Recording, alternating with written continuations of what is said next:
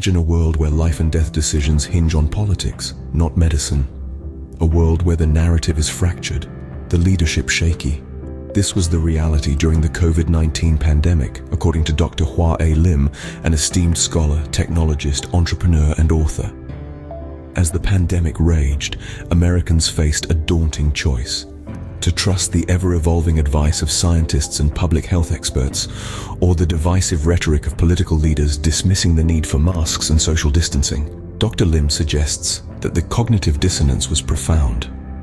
The desire to return to work, to socialize at a beloved bar, conflicted with information suggesting such actions could be perilous. To reconcile this, people had two options: adapt their behavior to the new reality or cling to their old ways.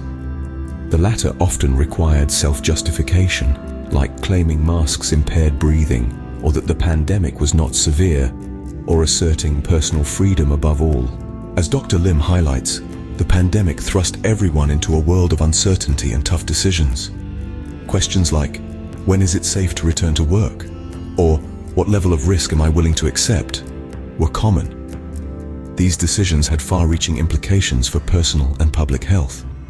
Moreover, they influenced future behavior, often reinforcing the initial decision to reduce cognitive dissonance. The question then became, would we remain flexible or insist that our first decisions were correct? Dr. Lim emphasizes that changing one's mind, although challenging, is not impossible. The key is learning to live with uncertainty and making the most informed decisions possible, ready to modify them when scientific evidence demands it. Such a shift requires self-reflection and living with the discomfort of cognitive dissonance rather than rushing to justify oneself. In conclusion, Dr. Lim reminds us that we must live with known knowns, known unknowns, unknown unknowns. We must strive to make the most informed decisions, avoiding the trap of cognitive dissonance.